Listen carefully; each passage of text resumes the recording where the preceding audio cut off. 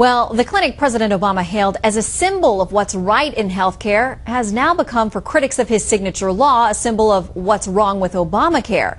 Correspondent Mike Tobin reports from the Cleveland Clinic.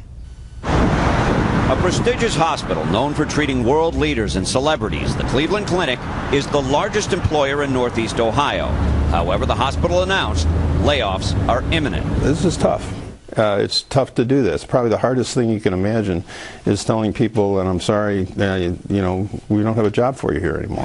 This is a clinic that the president, while selling his health care reforms in 2009, held up as an example for how medicine should work. And part of the reason it works well is because they've set up a system where patient care is the #1 concern, not bureaucracy, what forms have to be filled out, what do we get reimbursed for. Those are changes that I think the American people want to see. However, with the reforms looming, the Cleveland Clinic determined that reimbursements for Medicaid and Medicare will be reduced. Private insurers will also pay less. The cost of treating a patient and running a hospital remain unchanged by the Affordable Care Act. So the clinic needed to find a way to slash $330 million from the budget. This is something that's going on all across the country, and every CEO of a hospital that I've talked to is talking about doing exactly the same thing.